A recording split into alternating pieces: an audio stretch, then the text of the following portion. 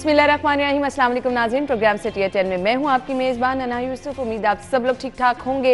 आज है वीकेंड, अपना वीकेंड अच्छे तरीके से प्लान कीजिए और अल्लाह ताला का शुक्र अदा कीजिए। बेशक हम अपने खुदा की कौन कौन सी नेमत को झुटलाएंगे। आज सुबह धूप देख के तो फाइनली इतनी खुशी हुई, कल भी बड़ा अच्छा मौसम हो गया था। काफ़ी अरसे बाद लाहौर में धूप नज़र आई कल और आज, तो इसको भरपूर तरीके से एंजॉय करें। अल्लाह ताला अपनी रहमतें हम सब पर कायम रखे। हम प्रोग्राम का बाकायदा आगाज़ करेंगे और आगाज़ में सबसे पहले आज की टॉप स्टोरीज खबरें हमारे पास हैं। जी, आज की पहली खबर, एलडीए सिटी की बिल्डिंग बायलॉज डीएचए की तर्ज पर बनाने का फैसला। एलडीए ने बायलॉज की तैयारी शुरू कर दी है।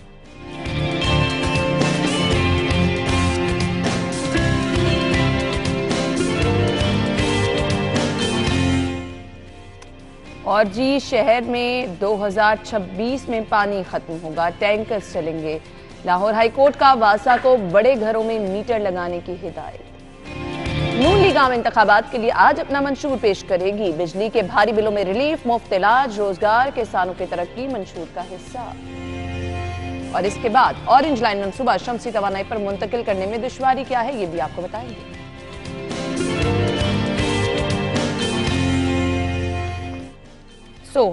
ये थी हमारी आज की हेडलाइंस। हमारे सीनियर रिपोर्टर्स, एडिटर ब्यूरोक्रेसी कैसर खोकर साहब, सीनियर रिपोर्टर अली राम में मौजूद हैं। वेलकम करेंगे। अस्सलाम वालेकुम। बहुत बहुत शुक्रिया। पहली खबर की तरफ चलेंगे। एलडीए बायलॉज की तैयारी शुरू कर दी गई है। एलडीए सिटी की बिल्डिंग बायलॉज डीएचए की तर्ज पर बनाने का फैसला किया गया है। बज़ाहिर तो बहुत अच्छा फैसला है अगर इस पे इम्प्लीमेंट हो जाता है। खोखर साहब। जी बिल्कुल, जो एलडीए है इसको भी रिस्ट्रक्चर किया जा रहा है और इसको जो डीएचए की तर्ज पर इसके बाइलाज बनेंगे और डीएचए की तर्ज पर इसके जो ना वो फाइल वर्क जो होगा, इस वाले से काम हो रहा है। लेकिन ये जो एलडीए है इसमें जितना मर्जी काम कर लें, सीएम साहब ने बार बार दौरे किए हैं। उनकी जो ओपन डोर पॉलिसी होती है, open door one window operation होता है, वहां पर सीएम साहब ने दौरे किए हैं। लेकिन लोगों के मसाइल उसी तरह है। लोगों ने पैसे जमा करा दिए हैं, प्लाट नहीं मिल रहे या प्लाटों में गड़बड़ हो रही है, करप्शन हो रही है। एलडीए को मैं छोटा सा होता था उस वक्त भी सुनता होता था कि एलडीए में करप्शन हो गई है, एलडीए काबू नहीं हो रहा, और अब भी एलडीए के हालात वही हैं। और एलडीए के हालात कभी भी ठीक नहीं हो सकते, क्योंकि एलडीए के जो अफसरान हैं उनके वो असल में उनका कसूर है कि वो अफसरान इस तरह के हैं कि वो करप्शन में मुलव्वस है। और वहां पर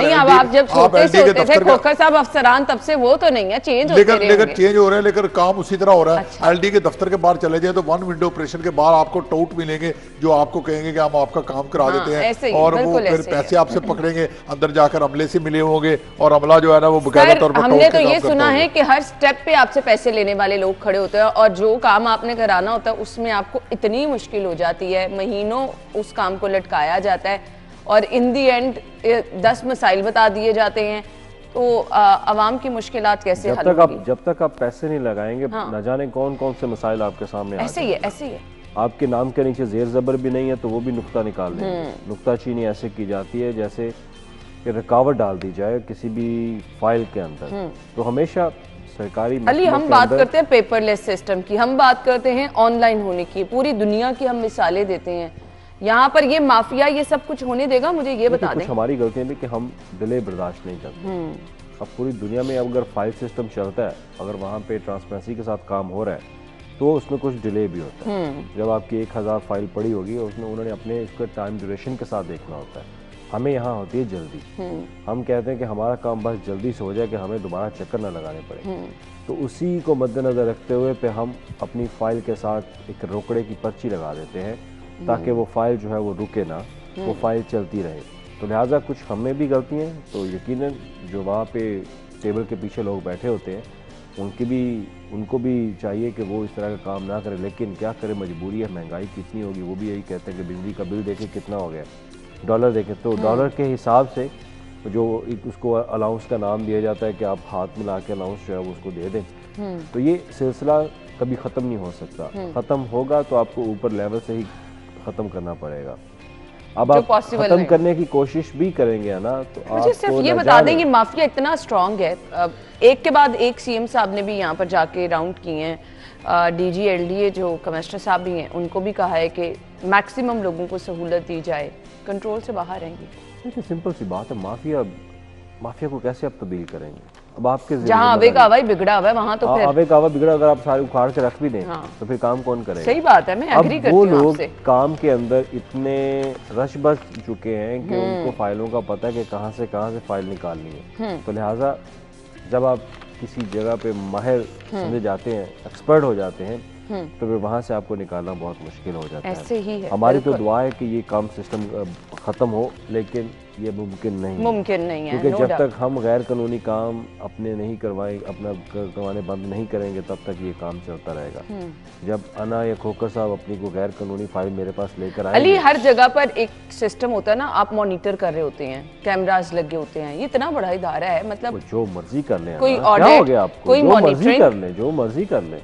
आप है ना, यहाँ तक ये है कि आपने अगर कोई प्लाट खरीद रहा है एलडीए का, तो उसकी सिर्फ फाइल चेक करनी है कि उसके अंदर कोई अदालती कोई रुकावट नहीं है, या कोई केस तो नहीं चल रहा है, या कोई गड़बड़ तो नहीं है। तो उसके लिए भी फाइल चेक करने के लिए भी पैसे लगते हैं, कि फिर वो ना फाइल नहीं चेक कराते, और लोग बेचारे खरीदते नहीं है इस वजह से कि फाइल पहले चेक कर ले ताकि कोई गड़बड़ ना हो, कोई गलत प्लाट ना खरीद ले। तो इस वाले से लोगों के ये भी मसाइल है। मुझे कई लोगों ने फ़ोन किया कि हमने सिर्फ फाइल चेक करनी है, और फाइल चेक करने के लिए हमें फ़ोन कर दे। और मैंने दुर्न याब साहब से बात की तो आगे से उन्होंने फ़ोन भी किया, लेकिन फिर भी वो जाते हैं बंदे वहां पर, तो वो माफियाओं ने घेर लेता है कि फाइल चेक करनी है तो पैसे दो। यहाँ तक छोटे छोटे कामों के लिए भी एलडीए में पैसे लगते हैं, बड़े कामों की तो बात ही क्या है। और वो लोगों ने जो एलडीए एवेन्यू 1 है या एलडीए एवेन्यू सिटी है, जहाँ लोगों ने पैसे जमा कराए हुए हैं, लेकिन अभी तक उनको प्लाट नहीं मिल रहे। और रोजाना दुर्न याब साहब ये खबर देते रहते हैं, और ये खबरें हमारे सिटी फटू, हमारा उनके मसाइल एलडी के जो लोग हैं, सार्फिन है, उनके मसाइल सिटी फटू हाईलाइट करता रहता है। लेकिन अभी तक लोगों के मसाइल, हम खबर से आगे पीछे हो गए।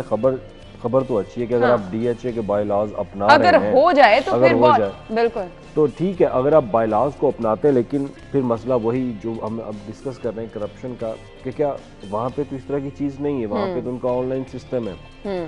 कहीं भी आपको गड़बड़ नजर आती तो वहाँ पे उनके जो लोग बैठे हुए हैं, वो उनका सर्विलेंस बहुत मजबूत है, ऐसे ही है। बहुत मजबूत है कि कोई बंदा इस तरह का काम कर नहीं सकता। तो अगर आप डीएचए के बायलॉज अपनाते तो हो सकता है कि यहाँ पे भी वो मसाइल अब खत्म हो जाए। अल्लाह करे कि मेरा नहीं ख्याल कि जो माफिया बैठा वो डीएचए के बायलॉज को होने देगा, होने दे। अगर हो जाएंगे तो फिर तो उनकी रोजी रोटी बंद हो जाएगी। तो जो आए रोज वो करोड़ों रुपए में अपनी जो अकाउंट्स अपने भर रहे हैं, तो वो तो खत्म हो जाएगा। बिल्कुल ऐसे ही। तो डीएचए अगर बायलॉज अपनाए जाते हैं तो फिर आपको लैंड यूज के ऊपर आपको बहुत ज्यादा कंट्रोल जो है मिल जाता है। आप ऐसे नहीं कि आपको अपनी किसी रेजिडेंशियल एरिया को आप कमर्शियल एक्टिविटीज के अंदर जो है वो आप कन्वर्ट कर लें। तो लिहाजा अगर डीएचए बायलॉज अपनाए जाते तो ये एक अच्छा इकदाम है, इसमें कोई शक नहीं है। लेकिन देखना ये कि इसके ऊपर इम्प्लीमेंट भी होता है या नहीं। बात आती है इम्प्लीमेंट के ऊपर, अगर इम्प्लीमेंटेशन नहीं होगी तो फिर इस डीएचए बायलॉज को कोई फायदा नहीं है। अब डीएचए के जो रूल्स हैं वो रूल्स बहुत सख्त हैं। अब डीएचए अपने उन रूल्स के ऊपर कंप्रोमाइज नहीं करता, उनके ऊपर इम्प्लीमेंट भी करवाता है। तो क्या एलडीए इस कैपेसिटी में है कि वो इन बायलॉज के ऊपर अपनी जो एक रिट है वो कायम कर सकता है या नहीं कर सकता? क्योंकि जब आप नाम डीएचए का लेते हैं तो आपके अंदर एक चीज आती है कि डिसिप्लिन है वहाँ। हाँ, बिल्कुल ऐसे ही है। आपने डिसिप्लिन है और आपको रूल्स को फॉलो करना पड़ेगा, जो भी उनके रूल्स होंगे।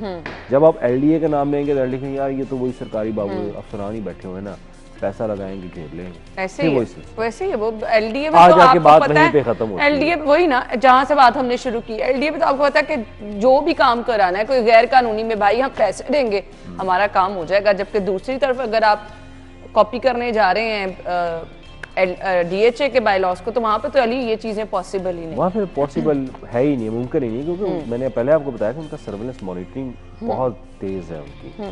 मतलब आपको कि नीचे अगर आपको इंसाफ नहीं मिल रहा तो वो ऊपर जो उनके ऑफिसर्स बैठे हैं, आप उनके पास जाएं अपनी कंप्लेन लेके, वो फौरी उसका हल निकालते हैं। मतलब वहाँ पे डिले ज़रूर आता है, आपकी फ़ाइल में तख़ीर ज़रूर होती है, आपके मसाइल को हल के लिए तख़ीर ज़रूर होती है, लेकिन उसमें ऐसी कोई बात नहीं है कि आपसे पैसे लेके ही आपके मसले का हल निकाला जाए। वहाँ पे रूल्स के साथ, कवानीन के साथ आपको इंसाफ मिलेगा, लेकिन मिलेगा ज़रूर, तख़ीर से ज़रूर मिलेगा, लेकिन वहाँ पे पैसे वाला साहब नहीं है। यहाँ पे अगर आपकी फ़ाइल आज गई है, बस चंद रोकड़े नीचे लगा दें आप, अदरवाइज महीनों वो पड़ी रहेगी, आप चक्कर लगाते रहे, जूतियां घिस जाएंगी आपकी फाइल तो ऐसे लहरेगी जैसे 160 की स्पीड में कश्ती जो है वो पानी के ऊपर तैर रही है। फिर तो ऐसी फाइल दौड़ती है, ऐसे ही। और ये हकीकत है ना, ये हकीकत है, इसमें कोई शक नहीं है। कि जब तक आप अपनी किसी फाइल के ऊपर जो सरकारी महकमे के होने में रहता है, अगर उस पर पैसे नहीं लगा तो अली ये फिर जो वन विंडो और ये अवाम को इजी रसाई दी जाएगी, अवाम की मुश्किलात हल की जाएंगी, हम क्यों फिर इन खबरों के पीछे अवाम को पागल करते हैं, मुझे नहीं समझ आती है। क्योंकि ग्राउंड रियलिटी तो ये है कि आप जैसे ही एलडीए की तरफ जाते हैं, माफिया आपको घेरना शुरू करता है, अंदर तक आपको परेशान करके रख देते हैं। वज़ीर आला साहब ने मुतअद्दिद दौरे किए एलडीए के, उनका मकसद क्या था? उनका मकसद ये था कि वन विंडो सेल जो है वो इतना अच्छा काम करे कि लोगों को पैसे ना देने पड़े, उनके मसाइल जो है फौरी हल हो जाए। ऐसे ही हमने बात की कि माफिया इतना स्ट्रॉन्ग है, वो बिला वजह उनकी रुकावट बनता है फाइलों को रोकने के लिए। अब अपने वीडियोस देखे होंगे, सीएम जब आए रोज अचानक उनका एक छापा होता था कि वो LDA one window operation cell जो है वहाँ पे पहुँच गए, तो वहाँ पे लोग बता रहे हैं कि 2-2 साल से 5-5 साल से चक्कर लगा रहे हैं। ऐसे ही तो सीएम साहब एक ऑफिसर्स को भी कह रहे थे कि यार आप इनका काम क्यों नहीं करते? जी हम देख रहे हैं सर, देख रहे हैं। मतलब डटाई की भी कोई हद होती है। बिल्कुल एक चीज़ होती है इखलाकियात, हम इखलाकियात से भी बहुत कुछ नहीं जी, बहुत। मैं ये नहीं कहता कि एलडीए में सारे करप्ट बैठे हैं, एलडीए में अच्छे ऑफिसर्स भी बैठे हैं कि जो किसी अवाम की दाद रसी के लिए फौरी हल को निकालते हैं उनका, लेकिन बाज़ औक़ात वो लोग भी उसी माफिया के अंदर आ तो फिर प्रेशर में आ जाते हैं ना। एक दो लोगों के अच्छे होने का क्या फायदा? पूरे का पूरा इदारा जो है वो अगर ये सब कुछ कर रहे हैं तो फिर एक दो लोग अच्छे हो जाए। ये भी होना चाहिए कि जो एलडीए में जो मुलाजिम है वो 1 साल से ज्यादा एक जगह पर पोस्ट न रह सके, उनको ट्रांसफर कर दीजिए ऑप्शन दिए और 1 साल सिर्फ रहे या 6 महीने उनका टेन्योर उनका मुकर्रर कर दिया जाए, उसके बाद उनको ट्रांसफर करके किसी ऐसी जगह भेजा जाए, ऐसे डिपार्टमेंट एलडीए के किसी ऐसे शोबे में भेजा जाए जहां पर आवाम का इंटरेक्शन कम होता है, रोटेशन होती रहे। रोटेशन होगी तो रोटेशन होगी, अच्छी ऑप्शन रोटेशन होगी तो कुछ ना कुछ तो मसाइल हल होंगे ना, कुछ तो लोगों को रिलीफ मिलेगा। खत्म करना ना करप्शन को, खत्म आपको किसी ना किसी को टंगना पड़ेगा, सिंपल सी बात। ऑनेस्टली ये होगा, कोई एक आधी मिसाल ऐसी हर जगह बनेगी, एक मिसाल बन जाएगी ना, यकीन करें ये करप्शन खत्म ना हो तो मुझे पकड़ बिल्कुल ऐसे ही है। अदरवाइज हम यहाँ पे बैठे हर रोज यही बातें करते रहेंगे, फर्क कोई नहीं पड़ेगा। ब्रेक का कहा जा रहा है, ब्रेक के बाद ज्वाइन करते हैं, स्टे विद अस।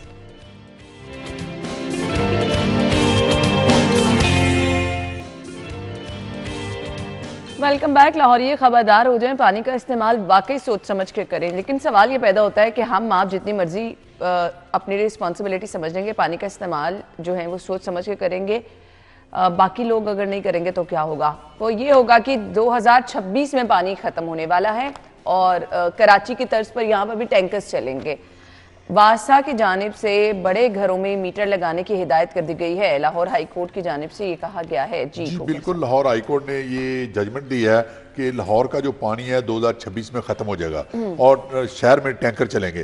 तो इसके लिए हाई कोर्ट की आर्डर आया, तो इदारे कहाँ हैं? अदारे कहाँ हैं? अदारों हमारे ने क्या किया कि कोर्ट को मुदाखलत करने का कोर्ट को कहना पड़ी, रिस्पॉन्सिबिलिटी किसकी है? और जो महकमा था वासा या हाउसिंग महकमा है, उन्होंने इस वाले से इकदाम क्यों नहीं किए? और उन्होंने पानी मजीद तलाश करने के लिए या 2026 से जो आगे भी ताकि लोगों को पानी मिले, इसके लिए क्या प्लानिंग क्या की? इसके लिए रोड मैप क्या तैयार किया? इसके लिए मास्टर प्लान क्या तैयार किया? कुछ भी नहीं। और हाईकोर्ट में अगर हर काम कहना है और हाईकोर्ट के हुक्म पर ट्रैफिक के जुर्माने होने हैं, हाईकोर्ट के हुक्म पर ट्रैफिक की जो वन वे की खिलाफवर्जी पर जुर्माने होने हैं, तो हमारे फिर अदारे कहाँ गए? हमारे अदारे जो है वो डल हो गए हैं और सुस्त हो गए हैं और अदारों के अंदर जो कैपेसिटी बिल्डिंग है वो खत्म हो गई है और अदारे काम ही नहीं कर रहे। इसका मतलब है, और ये तो वासा को खुद आज से 10 साल पहले इस पर काम करना चाहिए। 2026 तो आ गया, आज 2024 है, 2 साल बाद 2026 है, 2 साल बाद पानी खत्म हो जाएगा। ये तो 10 साल पहले वासा को इसकी प्लानिंग करनी चाहिए थी और महकमा हाउसिंग को प्लानिंग करनी चाहिए 10 साल पहले, और इसके लिए इकदाम करने चाहिए थे ताकि पानी खत्म ना हो और पानी जो है चलता रहे लाहौर में और टैंकर चलाने की जरूरत ना पेश है। लेकिन अभी तक वासा की तरफ से मुझे कोई इस हवाले से इनपुट या आउटपुट या मास्टर प्लान या कोई आवाम को कोई इश्तिहारात देना या आवाम को आगाही देना, तो या इस हवाले से कोई मीटर लगाना, जैसा कि हाईकोर्ट ने कहा कि मीटर लगाया जाए घरों के बाहर, तो लेकिन वासा कुछ खामोश है। हमारा वाटर मीटरिंग का एक मंसूबा था, न जाने कहाँ दब गया। वो एक अच्छा प्रोजेक्ट था कि आप वाटर मीटरिंग जो है वो करें ताकि पानी जितना जा रहा है उस हिसाब से बिल पे करना पड़ेगा लोगों को। अब हमें बिजली ज्यादा महंगी है ना, तो हम सोच समझ के इस्तेमाल करते हैं। ये भी कोई हल नहीं है। पूरी दुनिया में पानी का बेदरेग इस्तेमाल जो है वो होता है, आप नहीं रोक सकते। जब आप वो नहीं रोक सकते तो फिर आपको उसका दूसरा हल जो है वो निकालना चाहिए। अब खोकर साहब ने तनकीद तो कर दी, अब तनकीद के साथ हल ये है कि आप जैसे एक वाटर टैंक जो इन्होंने बनाए थे, जो एक बड़े बड़े इन्होंने गड़े खोद के वाटर टैंकिंग लाहौर के अंदर ज़ेरे ज़मीन जो है कि आप बारिश के पानी को आपने सेव वो आप प्रिजर्व करें, वो रखें, उसको पीने के काबिल और उसमें भी अली हम बहुत पीछे हैं, हम वो बहुत भी नहीं पीछे कर पा रहे बात है। हैं। अब आप वो छोड़ दें, हम तो अपनी ग्रीन बेल्ट्स नहीं बना पा रहे हैं। इरिगेशन डिपार्टमेंट में बहुत अच्छा एक प्लान मौजूद है कि आप पंजाब के अंदर ऐसे मुख्तलिफ इलाके हैं जहाँ पे पानी आप कर सकते हैं, प्रिजर्व कर सकते हैं। बारिशें इतनी ज़्यादा होती हैं, जब मानसून आता है तो हम उस पानी को क्यों ज़ाया हो जाता है। हाँ बिल्कुल ऐसे ही है। अब जहाँ पे पानी के मसाइल हैं वो लोग तो इस हल के ऊपर चले गए कि आप पानी को सेव करें, तो दूसरी तरफ आपका नहरी पानी जो है, नहरी पानी भी जा रहा है, आप नहरी पानी को भी पीने के काबिल बना सकते हैं। सिंपल सी बात है। तो हमें हल उसका यही निकालना चाहिए कि आपने पहले जैसे यहाँ तो कोई honestly speaking long term planning की रिवायत ही नहीं है पाकिस्तान में। हाँ, कि आपने आने वाले वक्त के लिए अपने आप को प्रिपेयर कैसे करना है, फाइलों तक हो सकता है, वही मैं कह रही हूँ। ऐसा कुछ नजर नहीं आता। लेकिन लिहाजा आपको हल के ऊपर जाना चाहिए। आप आए रोज़ आप कैंपेन्स कर सकते हैं कि आप पानी का बेदरेग इस्तेमाल मत करें। कैंपेन्स होती भी हैं, इसमें कोई शक नहीं है। हाउसिंग डिपार्टमेंट भी करता है, वासा भी करता है कैंपेन्स अपनी। और यहाँ तक कि आपको याद होगा कि जब आप रोड पे खड़ी गाड़ी को नहीं धो सकते, इनके खिलाफ भी जुर्माने हो रहे थे। जो सर्विस स्टेशंस हैं उनके ऊपर भी कानून लागू हुआ कि आप जो भी पानी गाड़ी धोने के लिए इस्तेमाल करते हैं उसी को दोबारा रिफाइन करें, वही पानी दोबारा आप इस्तेमाल करें। ये मैंने कहा था कि उनको अपनी इस तरह की मशीनरी जो है वो लगाने का उन्होंने हुक्म दिया था, तो उस पर कुछ इम्प्लीमेंट भी हुआ। लेकिन मसला ये कि हम जब इम्प्लीमेंटेशन पे जाते हैं तो हमारी एक हद होती है कि हमने 2 माह तक इसके ऊपर नज़र रखनी है, 3 माह तक रखनी, 4 माह तक, मुसलसल उसको कंटिन्यूटी नहीं है उसमें। और इतने बड़े लेवल पे आप कैसे इसको देखिए, नजर भी कितनी रख सकते हैं। जब आपने कुछ चीज़ करनी, उस पर अमल दरामद करवाना, आपको ये करवाना पड़ेगा। उस वक्त भी तो हो रहा था ना, इन्होंने पता नहीं कितने पंपिंग स्टेशन जो है, जो सर्विस स्टेशन है, वो बंद कर दिए थे, जिनके ऊपर इनकी टेक्नोलॉजी के मुताबिक वहाँ पर मशीनरी नहीं नस्ब थी। तो लिहाजा आपने उस दौर में अगर किया है, ये 2-3 सालों की बात है, बुज़दार दौर हुकूमत में हुआ था ये, अगर वो कर सकते हैं तो आप उसकी कंटिन्यूटी रखें, आप अपना चेक एंड बैलेंस रखें कि आया पानी का जो बेदरेग इस्तेमाल कहाँ कहाँ पे हो रहा है, आप उसको कैसे कंट्रोल कर सकते हैं। तो आप यकीनन ये कर सकते हैं। आपका जो वाटर टैंक का प्रोजेक्ट है, जो 7 लाहौर के अंदर बनाने थे, आप उनको कंप्लीट करें। रावी का पानी जो ऐसे गुजर है, वहाँ पे अपना साफ पानी के पीने का काबिल बनाना था उसको, आप उसको बनाएं ताकि पीने का पानी वहाँ से निकले। जो ज़ेरे ज़मीन पानी है, ज़ेरे ज़मीन पानी है, एट द एंड ये तो हकीकत है कि इसमें नीचे तो जाना ही जाना है, बिल्कुल ये तो इसमें कोई शक नहीं। हाँ, फिर उसके बाद आपका जो पंप लगाए जाते हैं, अब आप उसमें आपने उस पर एक कमीशन बनाया था इरीगेशन डिपार्टमेंट ने, ना कि एग्रीकल्चर बल्कि घरेलू हाउस होल्ड में भी अगर आप कोई पंप लगाते हैं तो उसको आपको इजाज़त लेनी पड़ेगी। वो आपका प्लान की तरफ पर आपने इम्प्लीमेंट क्यों नहीं किया? तो लिहाजा कागजी कार्रवाई तक हम बहुत आगे हैं। हम प्लान बहुत जल्दी बना लेते हैं, लेकिन इम्प्लीमेंटेशन के ऊपर आके न जाने क्यों रुक जाते हैं। हाँ, और उसमें फिर हुकूमतों का भी दबाव होता है, इसमें कोई शक नहीं है। अब ये गवर्नमेंट की भी जिम्मेदारी होती है कि गवर्नमेंट उस पर इम्प्लीमेंट करवाए। हमारे पास स्टडी, कागजी कार्रवाई, हर चीज़ अना मौजूद है।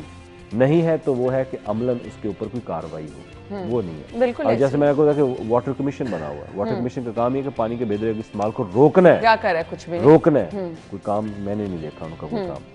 तो लिहाजा आप इस हल के ऊपर जाए। कैंपेन्स इनकी चल रही हैं, कैंपेन्स में कोई शक नहीं है कि कैंपेन्स आ रही है बेदरेग पानी का इस्तेमाल जो बंद करें। तो लिहाजा आपको हल की तरफ निकालना है। अगर लोग नहीं रुक रहे तो उसका अल्टरनेट हल जो है वो आप निकाल लें ताकि पानी आप बचा सको।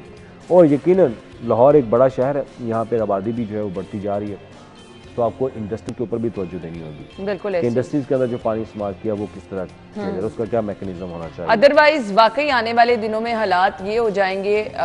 वैसे तो बताया गया 2024 में 26 में सॉरी, हमारे पास पानी बिल्कुल नहीं होगा, तो फिर ऑप्शन आपके पास यही रह जाती है कि आपने टैंकर्स के इस्तेमाल। इसका हल यह है कि प्लानिंग।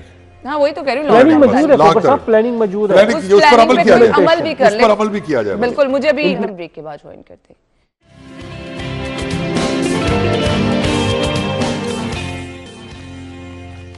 Welcome back. सो अब आ जाएं कुछ सियासी गर्मा गर्मी की तरफ। और सियासी मंजरनामे पर आजकल तो हमें सभी मुतहरिक नजर आ रहे हैं, वो चाहे है पाकिस्तान मुस्लिम लीग नून, चाहे है पाकिस्तान पीपल्स पार्टी, चाहे है जमात इस्लामी या दीगर तमाम सियासी जमातें। हमें तमाम लोग कैंपेन भरपूर करते नजर आ रहे हैं। और ऐसे में बड़ी चीज़ और बड़ी खबर यह है कि पाकिस्तान मुस्लिम लीग नून, जिसका इंतजार किया जा रहा था कि आया मंशूर का ऐलान नहीं किया जा रहा। मंशूर क्या होगा, इस दफा बयानिया क्या होगा, अवाम के लिए क्या होगा, इलेक्शन किस बात पर लड़ा जा रहा है, वो चीज सामने नहीं आ रही थी। तो फाइनली आज ऐलान किया जाना है। बिजली के भारी बिलों में रिलीफ, मुफ्त इलाज, रोजगार, किसानों की तरक्की मंशूर का हिस्सा है। मैं कहती हूँ कमाल ही नहीं हो जाएगा अली भाई। मंशूर देख के तो मुझे तो ऐसा लगा जैसे नया पाकिस्तान बनने जा मैं रहा वही है। ना ये देखे नए पाकिस्तान का तो नाम भी ना लीजिएगा, वो नया पाकिस्तान भुगत लिया इतना बड़ा। परेशान क्यों है आप? अब हमें नया पाकिस्तान नहीं चाहिए। देखिए ये जो नया पाकिस्तान बनाने जा रहे हैं, ये मियां नवाज शरीफ आ रहे हैं, कोई और नहीं आ रहा। नाम ही ना ले, कुछ और कह दे, नया पाकिस्तान ना। अच्छा चले मंशूर पे आते हैं। मंशूर में जो चीजें रखी गई हैं, यकीनन अगर ये सब हो जाए तो हम तो ये तो हमेशा ही नारे लगाए जाते हैं, नया क्या है मुझे बता दें। देखिए पार्टी का मंशूर जो होता है वो आपने एक आवाम को बताना होता है कि हमारा प्लान ये है, हम इस प्लानिंग मनसूबाबंदी के साथ, इस वादे के साथ। और अभी इस पूरे टेन्योर में 1 साल में आपको पता चल गया होगा कि अगर आप कुछ करना चाहते हैं तो वो मुश्किल नहीं होता। नहीं मुश्किल होता, बिल्कुल नहीं वो होता। चाहे सेहत के मैदान में आप कुछ करना चाहें, तालीम में करना चाहें, रोड इंफ्रास्ट्रक्चर, अब हो जाता है सब कुछ। एक साल में ये पता बहुत चल करीब गया से है, आपने तो देख लिया। 1 साल में पता चल गया कि भाई काम कैसे होता है और काम रुकते क्यों है।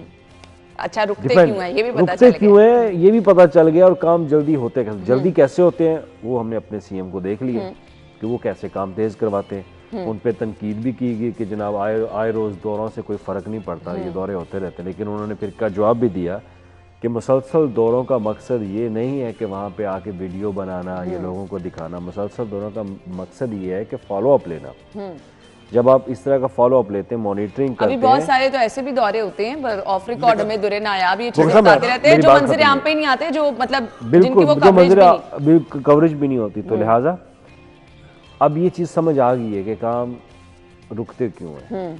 एक तो होता है पॉलिटिकल जमात, ये था निगरान सेटअप, केयर टेकर सेटअप में आपके ऊपर प्रेशर कोई सिंपल सी बात, आप खुद आपका मुकाबला किसी के साथ नहीं, आपका मुकाबला किसी के साथ नहीं, आपने बस डिलीवर करना है। निगरान सेटअप में वैसे भी कोई इतना काम करवाते और भी नहीं अगर है। ना भी करते तो यहाँ तो मुकाबला ही नहीं था किसी के साथ, ना भी करते सुकून से, उन्होंने कहा मैं बैठा रहता। बिल्कुल। लेकिन सोचा कि जो कुछ कर सकते हैं वो कर दें, ऐसे ही।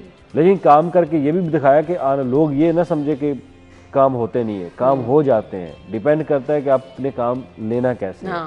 हमारे पास अल्लाह का शुक्र है कि हमारे पास एक सीएम आए हुए थे 2018 में जब इंतखाबात हुए, तो अच्छा वज़ीर आला आया था, पता नहीं कहाँ पे उसने पैसा लगाया वो समझ ही नहीं आई।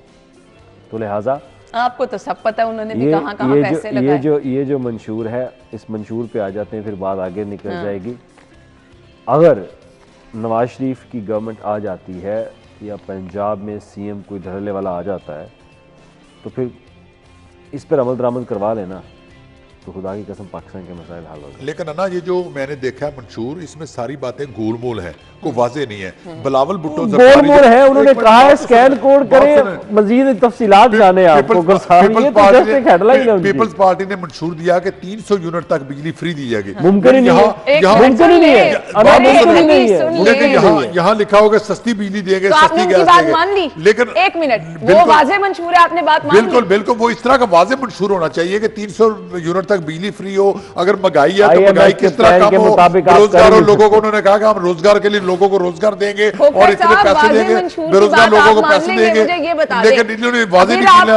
और मुर्शद की बात के लिए जामे मनसूबा का क्या जामे मनसूबा बताया ना, ये इश्तिहार में जो दिया हुआ, मैं तो इश्तिहार की बात कर रहा हूँ, मैं तो अखबार की बात कर रहा हूँ। इसमें जामे प्लान क्या है? कम बिजली वाले घरानों में आसान शरात पर सोलर बिजली की फराहमी की जाएगी, कम जो सोलर बिजली फराहम की जाएगी आसान शरात पर, वो क्या शरात होगी वो भी बताई जाए ना, ताकि लोगों को एक क्लियर कट पिक्चर दी जाए अपने मंशूर की, ताकि लोग उसके मुताबिक फिर वोट अपना कास्ट कर सकें। आपका गुस्सा और आपका ये कहना बजाय मुझे सिर्फ ये बता दे, जो क्लियर मंशूर देगा उसकी बात मान लेंगे? बिल्कुल बिल्कुल, क्लियर मंशूर देगा, हम उसको वोट भी देंगे, उसकी बात भी मानेंगे, कल को फिर उसके खिलाफ मुजाहरा भी करेंगे तो उसने अमल नहीं किया। अगर वो कल को हुकूमत में आकर अमल नहीं करता तो उसके खिलाफ माजी की मिसालें याद है, बड़े बड़े दावे किए गए थे कि नौकरियां भी मिलेंगी, घर भी मिलेंगे, और लेकिन उन्होंने कहा हम 20 लाख घर बनाएंगे। इन्होंने घरों का जिक्र ही नहीं किया मंशूर में, नून लीग ने कि 20 लाख घर, पीपल पार्टी ने कहा कि हम 20 लाख घर बनाएंगे। तो ये जिक्र करें ना वाज़ेह तौर पर, ताकि उनके आप फिर मंशूर को मंशूर के साथ कंपैरिजन आवाम से एग्री नहीं करते। अच्छा मंशूर पेश नहीं, मंशूर वाज़ेह नहीं है,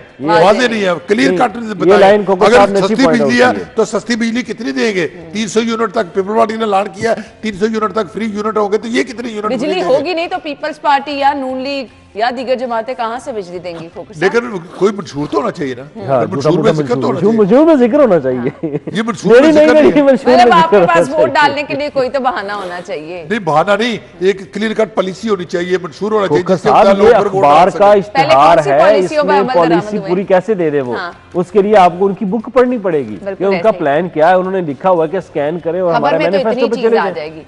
यहाँ तो पे तो आप- जस्ट उन्होंने एक अपना एक क्या एक खुलासा दिया है कि हाँ, हमारे बिल्कुल। मंशूर का खुलासा एक ही समरी है। है बस कि ये कुछ हम करने आप जा बुक रहे हैं। पढ़ेंगे तो फिर पता चलेगा। जहां तक आपने बात की है कि 300 यूनिट तक फ्री, आपका आईएमएफ की जो सब्सिडी मैं वही प्लान कह है रही वो हूँ, आपको इजाजत ही नहीं देगा। खोखर साहब इतने सीनियर इंसान ऐसी बात कर रहे आपके आने वाले दिन जो हैं वो बहुत टफ हैं। आपने लोन वापस करना है, जो कर्जे नहीं है वो वापस करने। ये तो 2 साल आप देखिएगा आपके साथ होता खोखर क्या है। साहब ये भिलाने आप बसाने की ये बातें उम्मीद की ना जा रही हैं, रखें। अभी मान ना जाइएगा आप कि ये उम्मीद 300 ना यूनिट रखें। फ्री मिल जाएंगे 300 यूनिट फ्री। आपने यकीन कर लिया? कभी भी नहीं, बिल्कुल कभी बिल्कुल नहीं। मान बिल्कुल, गए आप, बिल्कुल वाह। मान गए। और उनको देना भी चाहिए 300 यूनिट तक आवाम को फ्री। क्यों हुकूमत देना को चाहिए? एक मिनट। फ्री मत दे, फ्री मत हुकूमत दे। आप बिजली के ऊपर सिर्फ 300 टैक्स, अज़ाफ़ी टैक्स जो है वो खत्म कर दें। विद होल्डिंग टैक्स खत्म कर दे, दूसरा टैक्स टैक्स खत्म करें, तो वो भी हो एक सकता है रिलीफ वो मिल कह जाएगा। दें। वो भी एक रिलीफ मिल जाएगा आवाम को। बिल्कुल ऐसे ही है। मुफ्त कोई लेकिन चीज़ लेकिन बात यह है कि तमाम सियासी जमातें अपनी अपनी दौड़ में तो लगी हैं और अवाम का इस टाइम मसला सिर्फ एक ही है और वो है महंगाई।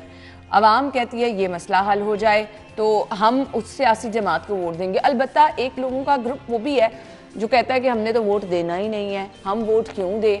अली, अब इस तरह के लोगों के बारे में क्या ख्याल है? ये वाकई वो लोग हैं जो वाकई अक्के हुए हैं। अच्छा जी, मुझे ब्रेक का कहा जा रहा है, इस पर हम बात करते हैं, ब्रेक ले लेते हैं, ब्रेक के बाद वापस आते हैं।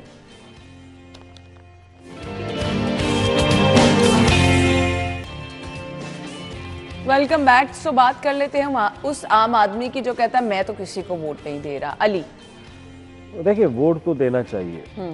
आप एक जमात को पसंद करते हैं या नहीं करते, लेकिन आप अपना हक राय दही जो है वो इस्तेमाल लाजमी करें। यकीनन इन इंतखाबात के दौरान कुछ लेकिन ऐसे किसी पे वाक़यात- ट्रस्ट करना भी तो अली बहुत मुश्किल है ना इन हालात में। आप किस पे नहीं, कोई एतबार शक करें? नहीं है, खोखर इसमें साहब कोई शक 300 नहीं है। यूनिट पे मान गया तो बस इसमें सारे कोई मान शक जाए। नहीं है। लेकिन अब देखें ना, एक जमात के ऊपर आपने इतना ज़्यादा प्रेशर, इतनी पाबंदियाँ लगा दी।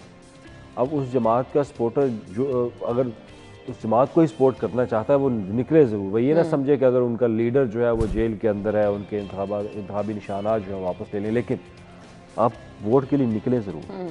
आप अपना हक राय दही इस्तेमाल जो है करें। वो कौम की अमानत है, ये जरूर कास्ट ये होना जरूर चाहिए। कास्ट करें, और आपकी जो फैसला होता निशानदेही है होती है वो उसमें। वोट के जरिए फैसला होना चाहिए, ना के जरिए बंदूक के जरिए फैसला होना चाहिए या जेल के जरिए फैसला होना चाहिए या किसी और दोस्त के जरिए फैसला होना चाहिए। फैसला वोट के जरिए होना चाहिए और वोट को पूरी दुनिया में अहमियत दी जाती है वोट को, और वोट के जरिए फैसला होना चाहिए। हर कौम से, मेरे पूरे पाकिस्तान से मेरी इस प्रोग्राम की विश्वास से अपील है कि हर पाकिस्तानी निकले और अपना वोट जरूर कास्ट करे। जहां भी उसका वोट है वो जरूर वोट कास्ट जहाँ करे। जहाँ जिसको बिल्कुल। भी कास्ट करना चाहता है वोट कास्ट करें, क्योंकि उस वोट से ही आगे आपका जाके ये मालूम होगा कि आपने किसको चुना है।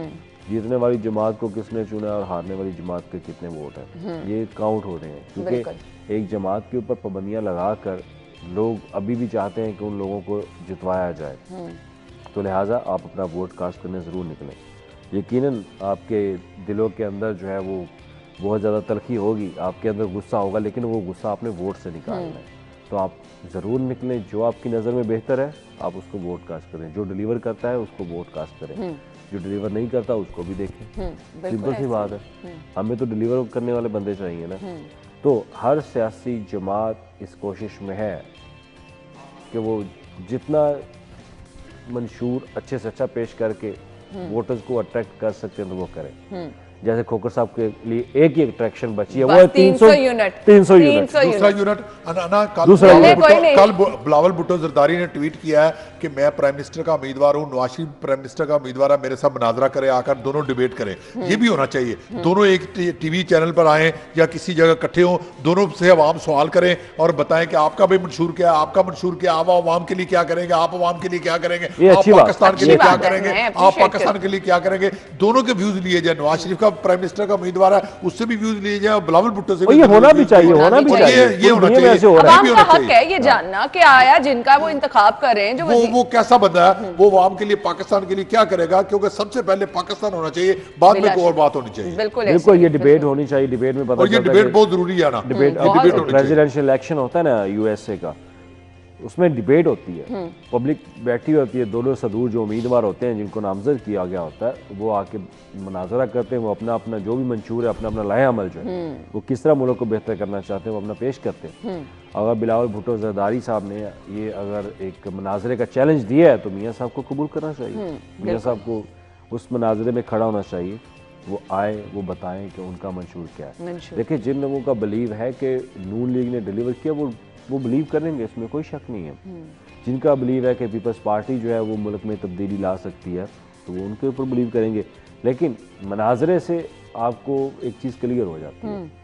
लेकिन हो सकता है कि मुनाजरे में मियाँ साहब ना कम्पीट कर पाए क्योंकि मियाँ साहब जो है इम्प्लीमेंटेशन के ऊपर फोकस उनका बहुत ज़्यादा होता है, इसमें कोई शक नहीं है। आप चीज़ें अपनी देख भी लें, नहीं हमारे पास माजी में जो मिसालें हैं वो सामने हैं। सिंपल सी बात है, डिलीवर किया किसने? पंजाब के अंदर जो मेगा प्रोजेक्ट्स हैं वो किसके दौर में डिलीवर किए गए? अगर आप ये कहते हैं कि उनको ज़्यादा टाइम हुकूमत का मिला, भाई जितना भी टाइम मिला उस टाइम में उन्होंने डिलीवर ज़रूर किया है, इसमें कोई शक नहीं है, इसमें कोई बात छुपी रखी नहीं है।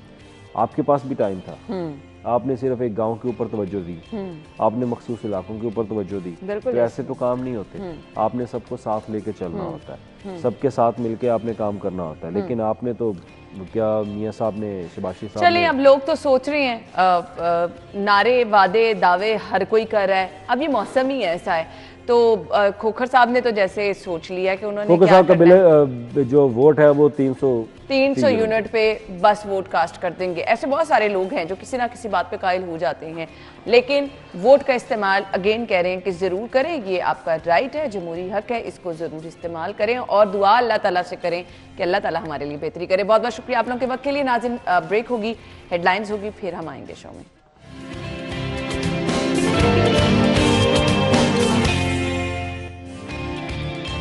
Welcome back once again. Programme के इस हिस्से में जी हम बड़ी ज़बरदस्त गुफ्तगू करने वाले हैं। आज का नौजवान मुझे बहुत थका हुआ भी नज़र आता है, बहुत मायूस भी नज़र आता है, बहुत परेशान भी नज़र आता है। अल्लाह ताला ने हर किसी में कोई ना कोई स्पेशल सलाहियत रखी है, उसको ढूंढना हमने है, उसको यूटिलाइज़ हमने करना है, ज़िंदगी में हमने आगे बढ़ना है और अपनी ज़िंदगी को कामयाब बनाना है। बहुत सारे लोग हम देखते हैं कि बहुत सारी ऐसी बड़ी बड़ी रीज़न जो उनकी ज़िंदगी में रुकावट बन सकती हैं उनको पीछे छोड़ देते हैं और बड़ी कामयाबी से ज़िंदगी गुजारते हैं। कुछ लोगों की मिसाल ऐसी भी है जिनकी ज़िंदगी में कोई बड़ा एक्सीडेंट हुआ, कोई बड़ा हादसा हुआ, फिर कुछ इस तरह के सर्कमस्टांसेस बने कि कुछ माजूरी आई, लेकिन बावजूद इसके उन्होंने अपनी ज़िंदगी में हिम्मत नहीं हारी। तो फिर हम अल्लाह ताला की नेमतों का क्यों नहीं शुक्र अदा करते? तो फिर हम क्यों कहते हैं कि हमारे पास ये नहीं है, ये नहीं है? अल्लाह ताला ने अगर आपको वो तमाम नेमतें दी हैं जिनको इस्तेमाल करके आप ज़िंदगी में आगे बढ़ सकते हैं, तो मेरे ख्याल से उस खुदा का शुक्र अदा करें कि उसने आपको आंखें दी, उसने आपको हाथ दिए, उसने आपको पाँव दिए, आप चल फिर सकते हैं। आज के जो हमारे मेहमान हैं उनकी कहानी बड़ी अट्रैक्शन भी रखती है, मुझे मोटिवेशन भी उनसे मिलती है, फिर साथ ही साथ हम इन लोगों को मिसाल बना के आपके सामने इसलिए रखते हैं कि आप लोगों को पता चले कि जिसने काम करना है, जिसने ज़िंदगी में आगे बढ़ना है, जिसने मेहनत करनी है, जिसके अंदर लगन है, जिसके अंदर नाउमीदी नहीं है, वो फिर ज़िंदगी में कहीं भी कामयाब हो सकता है। हमारे आज के मेहमान जिनकी ज़िंदगी में एक हादसा पेश आया, उस हादसे को उन्होंने किस तरह पीछे छोड़ा, अपनी ज़िंदगी को किस तरह उन्होंने आगे बढ़ाया और किन लोगों को मोटिवेट कर रहे हैं, इस पर हम आज के शो में बात करेंगे। अपने मेहमान का मैं तारुफ कराना चाहूँगी। मलिक मोहम्मद हसनैन खोखर साहब ने ज्वाइन किया है, ये पंजाब पुलिस के मोटिवेशनल स्पीकर हैं। अब कुछ इनकी स्टोरी भी जानेंगे और ये मोटिवेशनल स्पीकर तक का सफ़र इन्होंने कैसे तय किया, इनसे ये भी जानेंगे। अस्सलाम वालेकुम जी। जी वालेकुम अस्सलाम। थैंक यू सो मच, आपके वक्त का बहुत बहुत शुक्रिया। सबसे पहले तो मैं अपने नाजरीन को ये बताना चाहूँगी कि हमारे जो मेहमान हैं मलिक मोहम्मद हसनैन, इनकी ज़िंदगी में एक ऐसा वाक़या पेश आया कि माजूरी जो है वो इनके हिस्से में आई। सो पहले हम जानेंगे कि ऐसा क्या नाखुशगवार वाक़या पेश आया। जी हसनैन। हाँ जी, बेसिकली मैं भी बाकी बच्चों की तरह बिल्कुल सेहतमंद लाइफस्टाइल मेरा था और मैं बिल्कुल सेहतमंद बच्चों की तरह पैदा हुआ और मेरी पैदाइश 1991 में हुई, मुल्तान शहर में हुई और उस टाइम बेसिकली मुझे बहुत शौक़ था लाहौर देखने का। मैंने अपनी लाइफ में कभी लाहौर नहीं देखा था, तो समर वेकेशंस थी और मेरा दिल किया मैं मुल्तान से लाहौर मूव करूं। और जब मैं लाहौर पहुंचा और यहाँ मेरे कुछ रिलेटिव थे, उनके पास मैंने स्टे किया। नेक्स्ट डे मेरा दिल किया मैं इस घर उनको मिलने के बाद नेक्स्ट डे मेरा दिल किया मैं इस घर की छत पे जाऊँ, टॉप फ्लोर पे जाऊँ और वहाँ जाके मैं लाहौर के नज़ारों से लुत्फ़अंदोज़ हूँ। और जब मैं नेक्स्ट डे कोई मुझे याद है कि तकरीबन शाम होने वाली थी और मैं उनके घर की टॉप फ्लोर पे गया और वहाँ खड़ा हुआ था, तो मेरा दिल किया मैं इस घर की टॉप फ्लोर से नीचे मेन रोड वाली साइड पर झांक कर देखूं कि नीचे देखने पर कैसा व्यू नज़र आता है। मैं जैसे ही बाउंड्री वॉल की तरफ बढ़ा तो मुझे फील हुआ कि मेरी हाइट जो है वो बाउंड्री वॉल से छोटी है। मैंने इर्द गिर्द देखा तो मुझे एक लोहे की चारपाई नज़र आई। मैंने घसीट कर उसको बाउंड्री वॉल के करीब किया और उसके लोहे के पाइप पर खड़ा होके जैसे ही मैंने बाउंड्री वॉल की तरफ अपना लेफ़्ट हैंड बढ़ाया तो मुझे महसूस हुआ किसी बहुत ही पावरफुल और स्ट्रॉन्ग चीज़ ने मुझे फ़ौरन से मेरा हाथ जकड़ लिया है। बेसिकली वो बहुत ही स्ट्रॉन्ग चीज़ एक 11 kV 11,000 वोल्ट खंभे की तार थी जो कि उस बाउंड्री वॉल की दूसरी साइड से जा रही थी और मुझे, क्योंकि मैं छोटा बच्चा था, मुझे नज़र नहीं आई। किस एज की बात? मैं उस टाइम 11 साल का था। तो उसने मेरी बाजू को जकड़ लिया और करंट मेरी बॉडी से पास होता हुआ मेरी टांगों में गया। नीचे क्योंकि लोहे की चारपाई थी उसमें भी करंट आ गया। इस तरह से उस इलेक्ट्रिक शॉक ने मेरी दोनों टांगें और मेरी एक बाजू कम्प्लीटली जलाकर कोयला कर दी। और मैं उस टाइम बेहोश हो चुका था। नीचे खड़ा एक शख्स ही सारा मामला देख रहा था कि बच्चे का हाथ वायर के ऊपर है और बच्चा वाइब्रेट कर रहा है। वो भागता हुआ मेरे घर के मेन गेट पर गया और ज़ोर से डोर नॉक करने लगा। और जब अंदर से पूछा गया जी कौन, तो उसने बताया कि जी जल्दी छत पर जाएं और अपने बच्चे को बचा लें। उसके ये अल्फाज सुनकर मेरी फैमिली को समझ नहीं आया कि ये क्या कहना चाह रहा है। तमाम लोग छत की तरफ दौड़े जिसमें मेरी वालदा भी शामिल थीं।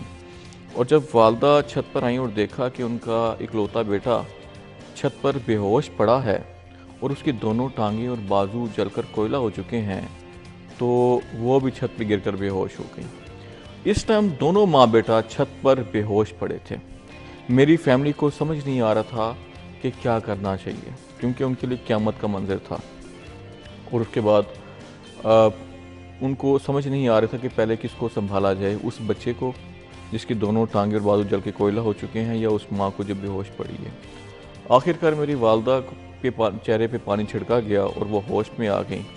और उसके बाद जब मेरी सांसें चेक की गई तो पता चला कि सांसें रुक चुकी हैं और सब ने यकीन कर लिया कि मैं मर चुका हूँ। इसी दौरान एक शख्स ने मुझे उठाया और भागता हुआ वो मुझे घर से बाहर ले गया और एक घर कंस्ट्रक्ट हो रहा था और घर उसके साथ एक रेत का ढेर लगा हुआ था। उसने मुझे गर्दन तक उस रेत के ढेर में दबाया और मेरा सीना प्रेस करने लगा। माँ बेचारी रोते हुए इसी दौरान भागती गई और कुरान पाक उठाकर ले आई और ज़ोर से रोने लगी और कहने लगी, ऐ अल्लाह अगर बेटा वापस ही लेना था तो दिया क्यों। माँ अभी कुरान पाक को आसमान की तरफ बढ़ाकर ये अल्फाज कह ही रही थी कि पीछे से उस शख्स की आवाज़ आई, बच्चा ज़िंदा है, सांस चल पड़ी है।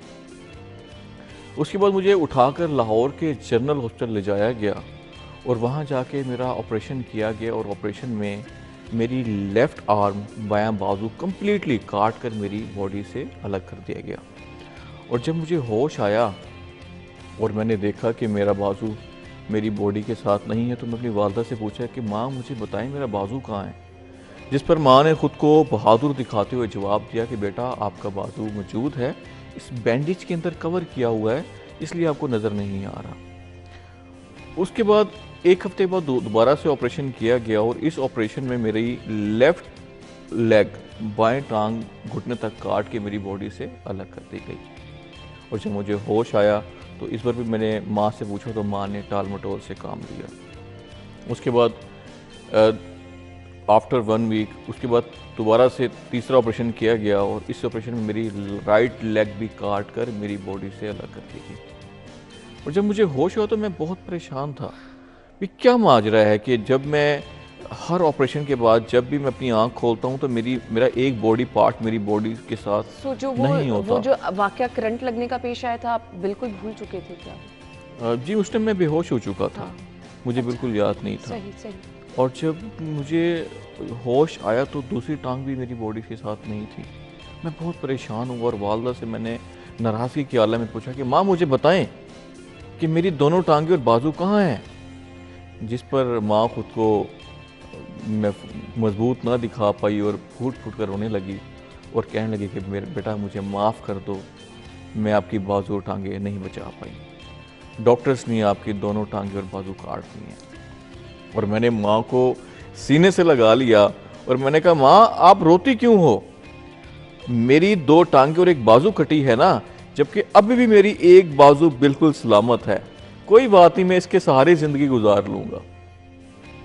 तो उसके बाद मेरे वालिद साहब, उनको पता चला कि जो हॉस्पिटल का स्टाफ है ये इंसानी अज़ा जो है जो बॉडी से कट ऑफ हो जाती हैं, इनको ये ज़ाया कर देते हैं। तो उन्होंने रिक्वेस्ट की हॉस्पिटल के स्टाफ से कि काइंडली हमें मेरे बेटे की दोनों टांगें और बाजू हमारे हवाले किए जाएं। तो जिस पर मुझे आज भी याद है कि एक बड़ी सी स्टील की ट्रे में मेरी दोनों टांगें और बाजू रख के मेरे सामने मेरे वालिद साहब को दिए गए। आप यकीन करें कि मैं आपको अपनी कैफियत नहीं बता सकता कि मेरे अंदर जो उस टाइम कैफियत थी वो अल्फाज नहीं है मेरे पास बताने के लिए कि मैं किस तरह से ब्रीफ करूं। मेरे वालिद साहब ने दोनों टांगे और बाजू रिसीव किए। मेरे 11 साल के साथी वो टांगे और बाजू रिसीव करने के बाद वो लाहौर के एक कब्रिस्तान में गए, वहाँ जाके कब्र खुदवाई और उसमें मेरी दोनों टांगे और बाजू दफन किए। कैसी अजीब बात है कि आप ऐसे शख्स का इंटरव्यू कंडक्ट कर रहे हैं कि जिसकी जीते जी कब्र मौजूद है। और उसके बाद मेरी कब्र पे बाकायदा एक तख्ती लगाई और मेरा नाम मेंशन किया और लिखा गया कि मोहम्मद हसनैन की जिस्मानी अज़ा। और उसके बाद मैं उस टाइम क्योंकि 11 साल का था और इतने ऑपरेशन हो चुके थे मेरे, और बड़ा डिफ़िकल्ट था मेरे लिए बग़ैर टांगों और बग़ैर बाजू के ज़िंदगी में सरवाइव करना। तो तकरीबन 6 माह के बाद मुझे हॉस्पिटल से डिस्चार्ज किया गया और मुझे घर लेके आए। उस टाइम मैं ज़िंदगी की बाजी मैं समझता था मैं हार चुका हूँ। मैं उस टाइम स्टार्टिंग में बहुत मायूस हो चुका था। मैंने ख़ुद को एक रूम में बंद कर लिया और हर टाइम छत की तरफ देखता रहता और सोचता रहता कि मेरी ज़िंदगी का अब कोई मकसद नहीं है और मैं एक ज़िंदा लाश बन के रह गया था। और जब मेरी वालदा ने देखा कि मेरे बेटे ने ख़ुद को एक रूम में बंद कर लिया और बिल्कुल दुनिया से कट ऑफ हो गया, तो मेरे पास आई और मुझे कहने लगे कि बेटा आप ऐसे क्यों कर रहे हो। और इसका जवाब मैंने इस तरह से माँ को दिया, माँ मुझे बताएं मैं ज़िंदा ही क्यों हूँ, मैं इस हादसे में मर क्यों नहीं गया। क्योंकि 2 टांगियों और के बगैर और एक बाजू के बगैर ज़िंदगी का कॉन्सेप्ट बहुत मुश्किल है। आप यकीन करें कि मेरी ये जवाब सुनने के बाद माँ की आंखों में आंसू आ गए और वो कहने लगी बेटा आप हमारी जीने की आखिरी उम्मीद हैं, अगर आप को कुछ हो गया तो हम किसके सहारे ज़िंदा रहेंगे। यकीन करें माँ के ये अल्फाज सुनने के बाद मेरे अंदर दोबारा से एक आग लग गई। मैं समझता हूँ कि मेरी दोबारा से पैदाइश हुई और मैंने उस दिन ठान लिया कि आज के बाद मैंने अपने पेरेंट्स के लिए ज़िंदगी गुजारनी है और ज़िंदा रहना है। मैंने फ़ौरन से अपना माइंडसेट चेंज किया और मैंने वालदा से रिक्वेस्ट की कि माँ मैं पढ़ना चाहता हूँ। माँ बहुत परेशान थी मेरे जवाब सुन के, भाई अभी तो ज़ख़म भी प्रॉपर तरीके से ठीक नहीं हुए और बच्चा कहता है जी मैं पढ़ना चाहता हूँ। तो मैंने कहा नहीं माँ मैं पढ़ना चाहता हूँ और आगे बढ़ना चाहता हूँ। जिस पर वालदा का जवाब कुछ यूँ था कि बेटा फिर आप पढ़ने वाले बनो और मैं पढ़ाने वाली बनूँगी। आप यकीन करें कि उस टाइम मेरी वालदा, मैं छोटा बच्चा था, मुझे स्कूल में एडमिशन करवाया। स्कूल जो कि मेरे घर से 2 किलोमीटर की मुसाफियत पे था।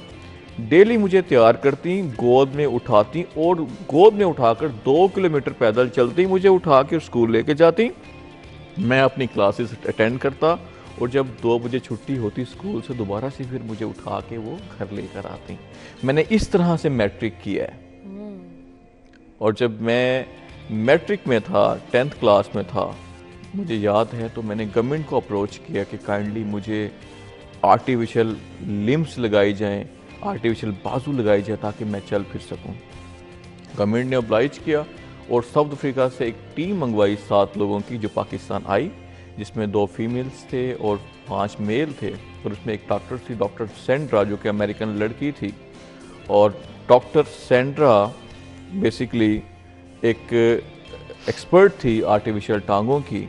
वो आई और उसने आकर मेरा मुआयना किया, मुझे देखा और उसने मेरे टांगे तैयार की और मुझे आर्टिफिशियल लिम्स लगाई। जब मुझे टांगे लगा दी गई तो सेंड्रा ने एक ऐसी बात की जिसने मुझे बहुत तकलीफ़ दी। सेंड्रा ने कहा कि हमने आपको आर्टिफिशियल टांगे तो लगा दी हैं, लेकिन सॉरी आप कभी इनसे चल नहीं पाएंगे। तो मैंने रीज़न पूछी, क्यों, अब मैं चल क्यों नहीं पाऊँगा? तो सेंड्रा ने बताया कि आपकी टांगों के साथ साथ आपका बाजू भी नहीं है। अगर बाजू मुकम्मल तौर पर नहीं है, अगर बाजू होता तो आप इससे खड़े होकर अपना बैलेंस मेंटेन कर पाते और आपको स्टिक दी जाती जिससे आप हल्का फुल्का चल पाते। जिस पर मुझे बहुत तकलीफ और मैंने कहा सेंड्रा, जिस टांगों से मैं चल नहीं सकता वो मेरे किसी काम की नहीं है, आप वापस ले जाएं। उसने कहा आर यू श्योर, आप ये टांगे और बाजू वापस करना चाहते हैं? आपको पता है ये कितनी एक्सपेंसिव हैं? ये 48 लाख की हमने लेग्स आपको लगाई हैं और आप कहते हैं जी वापस ले जाएं। मैंने कहा जिनसे मैं चल नहीं सकता वो मेरे किसी काम की नहीं, आप वापस ले जाएं। जिस पर सेंटर ने वो टांगे रिसीव की और वो साउथ अफ्रीका वापस चले गए। उसके बाद मुझे कुछ दिन बाद एक पाकिस्तानी सर्जन मिला, उसने कहा जी बेटा आप चलना चाहते हैं? मैंने कहा ये कैसा आपने सवाल किया है, मुझे तो ऑलरेडी एक टीम रिजेक्ट कर चुकी है, मैं तो कभी नहीं चल सकता। उसने कहा नहीं है बिल्कुल चल सकते हैं। और उस डॉक्टर ने मुझे स्पोर्ट की डेली मुझे घर ले जाना उसने, और मुझे जाके मेरे लिए उसने आर्टिफिशियल लेग्स तैयार की जिनकी मालियत 7000 थी और वो टांगे मुझे लगाई गई और 1 माह की प्रैक्टिस के बाद मैं अपनी टांगों पे खड़ा हो गया। मैं बहुत खुश था। Really great. हाँ, मैं बहुत खुश था कि मैं दोबारा से पहले की तरह। पाकिस्तानी डॉक्टर थे जी, पाकिस्तानी डॉक्टर्स थे और डॉक्टर काजमी नाम था उनका। और उन्होंने मुझे जब खड़ा किया तो मैं बहुत खुश था और उसके बाद मुझे फील हुआ कि मैं खड़ा हो गया तो मैं चल भी सकता हूँ। और मज़ीद 1.5 माह की एफर्ट के बाद मैंने छोटे छोटे कदम उठाना शुरू किए और मैं चलना शुरू हो गया। मैंने डॉक्टर सेंड्रा को मेल की, क्योंकि उस टाइम मोबाइल फ़ोन नहीं थे। तो मैंने मेल की, डॉक्टर सेंड्रा मैं चलना शुरू हो गया हूँ। जिस पर सेंड्रा का जवाब कुछ यूँ था कि हाउ इज़ इट पॉसिबल, ये कैसे पॉसिबल है, आपने किस कंट्री से ट्रीटमेंट करवाया? मैंने कहा जी पाकिस्तान। उसने कहा जी हो ही नहीं सकता, आप हमारी टेक्नोलॉजी से नहीं चल पाए तो पाकिस्तान की टेक्नोलॉजी से कैसे चल सकते हैं? सही। और मैंने उसको पिक्चर व्हाट्सएप की, मैंने कहा अगर यकीन नहीं आता तो आप आकर देख लें। जिस पर मुझे यकीन नहीं था, सेंड्रा नेक्स्ट डे ही पाकिस्तान लैंड कर गई। वाह। और मेरे बारे में पूछते पूछते मेरे स्कूल पहुंच गई। मैं उस टाइम क्लास में था और हमारी प्रिंसिपल बहुत स्ट्रिक्ट थी, मुझे आज भी याद है। और मुझे ऑफिस बॉय ने बुलाया और कि मैडम आपको बुला रही हैं तो आप काइंडली प्रिंसिपल के ऑफिस में आएँ। तो मैं खुद घबरा गया कि मैडम ने बुलाया है, क्या माजरा है। और जब मैं छोटे छोटे कदम उठाता हुआ मैं प्रिंसिपल रूम के करीब पहुंचा तो मैंने देखा सामने सेंड्रा बैठी हुई थी। मैं सेंड्रा को देख के शौक था और मुझे देख के शौक थी। और भागती हुई आई और उसने मुझे सीने से लगा लिया और साथ ही उसने मुझे प्रपोज किया, विल यू मैरी मी। और मैं बहुत परेशान था क्योंकि मैं सेंड्रा की बाहों में था और सामने प्रिंसिपल थी।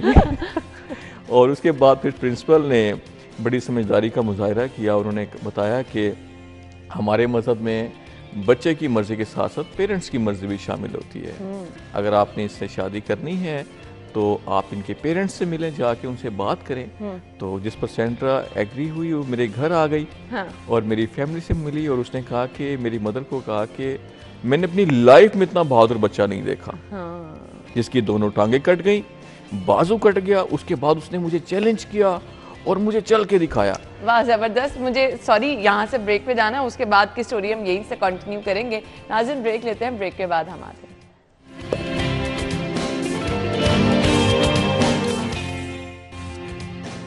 Welcome back. सो हमारे गेस्ट हमारे साथ मौजूद हैं जी, मलिक हसनैन फिर एक बार से उनकी स्टोरी की तरफ आते हैं। जी कंटिन्यू कीजिएगा। जी तो उसके बाद सेंड्रा ने कहा कि मैं एक आइलैंड पे रहती हूँ और मेरे पास दुनिया का सब कुछ है, और नहीं है तो हसनैन नहीं है मेरे पास। अगर मुझे हसनैन मिल जाए तो मैं समझती हूँ कि मैं कंप्लीट हो चुकी हूँ। तो जिस पर मेरी वालदा ने बहुत सोच समझ के जवाब दिया। उन्होंने कहा बेटा आपके पास तो दुनिया का सब कुछ है और हमारी तो कुल कायनात ही हमारा बेटा है। अगर आप इसको अपने साथ ले जाएंगे तो हम किसके सारे जिंदा रहेंगे। अब माँ के ये अल्फाज सुन के मैंने भी फिर सेंड्रा का ख्याल दिल से निकाल दिया। तो मेरा सेंड्रा से अब भी राब्ता है। अब सेंड्रा के भी माशाल्लाह 3 बच्चे और मेरे भी 2 बेटे हैं। तो अल्हम्दुलिल्लाह लाइफ बड़ी अच्छी गुजर रही है। और उसके बाद फिर मैंने हिम्मत नहीं हारी। मैंने अल्हम्दुलिल्लाह मैट्रिक किया, मैट्रिक के बाद ICS किया, ICS के बाद मैंने सॉफ्टवेयर इंजीनियरिंग की डिग्री हासिल की। मैं सॉफ्टवेयर इंजीनियर हूँ। और अल्हम्दुलिल्लाह उसके बाद मैंने पंजाब पुलिस ज्वाइन की एज अ पुलिस ऑफिसर। मैंने मेरिट पे जो है अप्लाई किया और मैं अल्हम्दुलिल्लाह सेलेक्ट हुआ। इस टाइम मैं IG ऑफिस मेरी पोस्टिंग है और अल्हम्दुलिल्लाह मैं पंजाब पुलिस का मोटिवेशनल स्पीकर हूँ और IT ट्रेनर हूँ। मैं पंजाब पुलिस के तमाम ट्रेनिंग सेंटर्स में जाता हूँ और जाके अपने लेक्चर कन्वे करता हूँ। और अभी रिसेंटली IG पंजाब ने IG साहब ने मुझे सिलेक्ट किया है वर्ल्ड पुलिस समिट के लिए, जो कि इंटरनेशनल लेवल पे मैं as a ambassador Punjab police की तरफ से मैं जा रहा हूँ। तो एक मेरे ख्याल से एक बहुत बड़े एहसास की बात है। जी बेशक बेशक। अब मुझे ये बताएं कि आपकी स्टोरी जहाँ से शुरू हुई बड़ी दर्दनाक स्टोरी थी, लेकिन उसका एंड बहुत अच्छा हुआ है। सो हमें यहाँ से मैसेज तो ये मिलता है कि ज़िंदगी में चाहे जितना बड़ा मर्जी हादसा हो जाए, आपके अंदर अगर हिम्मत है, आपके माँ बाप की दुआएं हैं, तो मेरे ख्याल से फिर बड़ी से बड़ी मुश्किल खुद आसान हो जाती है। अब पंजाब पुलिस में आप एज ए मोटिवेशनल स्पीकर अपने खिदमात सर अंजाम दे रहे हैं। अब मैं अगर आज के नौजवानों को देखूं, अल्लाह ताला ने सब कुछ नवाजा है, जॉब भी है। इवन हमारे पुलिस ऑफिसर ही देख लें, बड़े मायूस नज़र आते हैं। फिर कैसा लगता है उनको जब आप लेक्चर्स देते हैं, मोटिवेट करते हैं, कैसा लगता है? हाँ बेसिकली मुझे तो बहुत अच्छा लगता है जब मैं उनको मोटिवेट करता हूँ, उनके अंदर दोबारा से इनकरेज उनको करता हूँ और मैं अंदर से ख़ुद को कंप्लीट करता हूँ। मैं समझता हूँ कि इनको मोटिवेशन की ज़रूरत है और मुझे बहुत खुशी होती है जब कोई ऐसा पुलिस ऑफिसर जिसका दिल टूटा हुआ हो या वो डिप्रेशन में हो और मेरे लेक्चर्स के बाद वो दोबारा से अपनी लाइफ में खुशियाँ लेकर आए, तो मैं समझता हूँ कि मेरे लेक्चर देने का जो मकसद है वो कंप्लीट हो जाता है। बिल्कुल ऐसे ही है। अब मुझे ये बताइएगा, कभी कोई ऐसी मुश्किल पेश आई? अब माशाल्लाह शादी हुई, अब आपके बच्चे भी हैं, सो कुछ ऐसी मुश्किल तो नहीं होती कि अपना गुजर बसर मुश्किल से कर रहे हैं, सब चीज़ें इजीली हैंडल हो रही हैं? जी बड़े अच्छे तरीके से अल्हम्दुलिल्लाह, और बहुत ही अच्छी लाइफ गुजार रहा हूँ और मैं बहुत ही खुश हूँ। और मैं समझता हूँ कि मेरी लाइफ पंजाब पुलिस में आने के बाद तो वैसे ही मैं बहुत खुश हूँ पंजाब पुलिस पे, अपने सीनियर अफसरान से, स्पेशली IG पंजाब से, जो मुझे इतना सपोर्ट करते हैं और oblige करते हैं। और मैं कोई ऐसी चीज़ नहीं है कि मैं समझता हूँ कि अल्लाह ताला ने मुझे उससे महरूम रखा है। बिल्कुल ऐसे ही है। सो ये वो चीज़ें हैं जो कि आपको मोटिवेशन इस तरह से दिलाती हैं कि हम परेशान रहते हैं, हम मायूस रहते हैं, हम अल्लाह ताला से शिकायत करते रहते हैं। कभी शिकायत की अल्लाह ताला से कि ये नहीं है, ये नहीं है? नहीं बिल्कुल नहीं। मैं तो बल्कि बहुत शुक्रगुजार हूँ रब ताला का कि वो कहते हैं ना कि हर काम में बेहतरी होती है, तो मैं समझता हूँ कि इसमें ही कुछ बेहतरी होगी। बिल्कुल। और मैं बहुत सेटिस्फाइड हूँ और हर टाइम रब ताला का शुक्र अदा करता हूँ कि अल्लाह तेरा लाख लाख शुक्र है, मैं बहुत ही अच्छी लाइफ गुजार रहा हूँ। बिल्कुल ऐसे ही है। सो ये उन लोगों के लिए मिसाल है जो सब कुछ ज़िंदगी में होते हुए भी दूसरों को देखकर ये कहते हैं कि हमारे पास ये चीज़ नहीं है, ये चीज़ नहीं है। सो ये कामयाब ज़िंदगी की ज़मानत ये चीज़ है कि आप अल्लाह ताला का शुक्र अदा करें, आगे बढ़ते रहें। जो चीज़ें नहीं हैं उनको छोड़कर अपनी मेहनत करें, अपनी लगन करें और ऐसे ही आगे बढ़ते चले जाएं। तो कोई चीज़ ऐसी नहीं है जो आप ज़िंदगी में हासिल नहीं कर सकते हैं। कोई मैसेज देना चाहेंगे देखने वालों को? हाँ देखिए जी, मैं मेरा बिल्कुल पब्लिक के लिए पैगाम है कि मैं अगर इनकम्प्लीट शख्स ख़ुद को कंप्लीट कर सकता हूँ तो आप कंप्लीट लोग ख़ुद को कंप्लीट क्यों नहीं कर सकते? बिल्कुल ऐसे ही है। और मैं चाहूँगा कि अगर मैं हिम्मत करके यहाँ तक पहुँच सकता हूँ बग़ैर टांगों के, बग़ैर बाजू के, और ख़ुद को मैं बड़ी अच्छी एक लाइफ में ढाल सकता हूँ, तो आपके पास सब कुछ है।